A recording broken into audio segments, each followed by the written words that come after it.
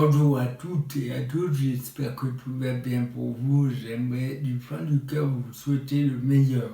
Je suis très heureux d'embarquer dans cette belle aventure, explorer en quelques capsules des grands thèmes de la philosophie pour essayer de traverser au mieux cette crise qui nous est tombée sur la gueule. D'abord, peut-être réhabiliter le nous plutôt que le je. S'il y a un enseignement à tirer de cette crise, c'est d'abord qu'on est tous embarqués sur le même bateau et que c'est ensemble qu'on va s'en sortir. Ça paraît tout con, mais c'est la loi de l'interdépendance qu'on trouve chez les bouddhistes. Et d'ailleurs, c'est la réalité de la vie. Il aura suffi que sur un marché chinois, une personne entre en contact avec un virus et tac,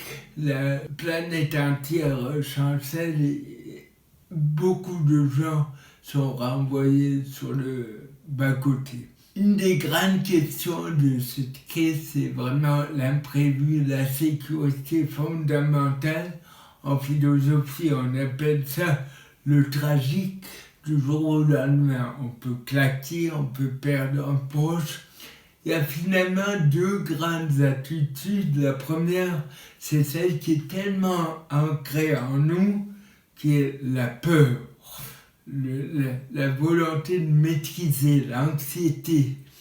Finalement, Shogen Trungpa, il dit qu'on est continuellement en train de d'imaginer la suite, et ce faisant, on est rarement ancré dans le présent. C'est tout con, et aujourd'hui on insiste beaucoup sur l'ici et maintenant, mais c'est un enseignement vieux comme le monde et vieux comme Sénèque d'ailleurs, qui disait que tant qu'on vit dans l'espoir ou la crainte, on ne peut pas être heureux.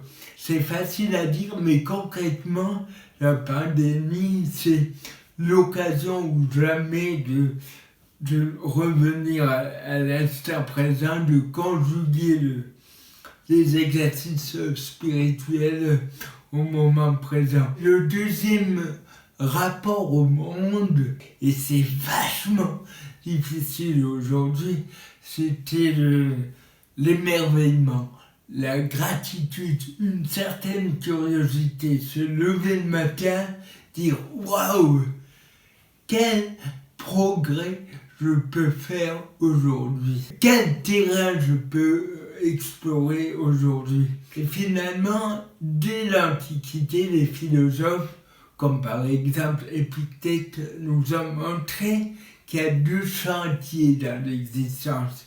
Ce qui ne dépend pas de nous, c'est-à-dire le tragique finalement, et ce qui dépend de nous, le progrès intérieur, la façon d'envisager les autres et soi-même et le monde. Je pense que très concrètement, s'interroger et surtout ne pas culpabiliser, se poser la question: quel est mon rapport à l'imprévu? Comment j'essaye de bricoler face à l'insécurité?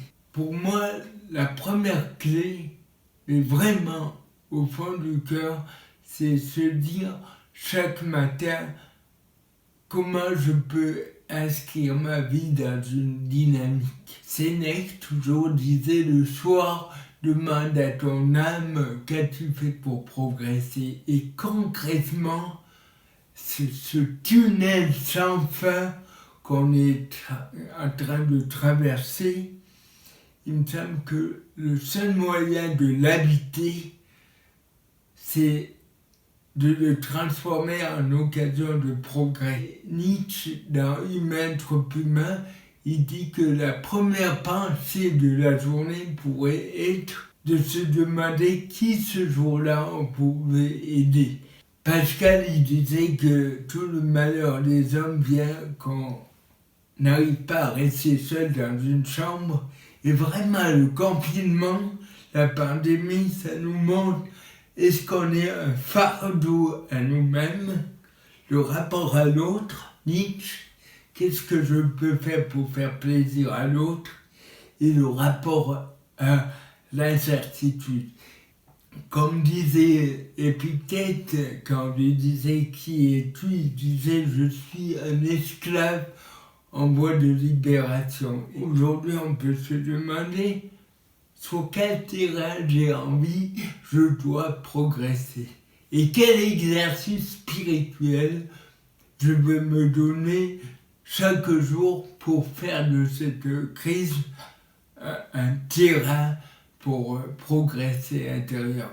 Encore merci pour votre confiance. À tout bientôt. Check it out.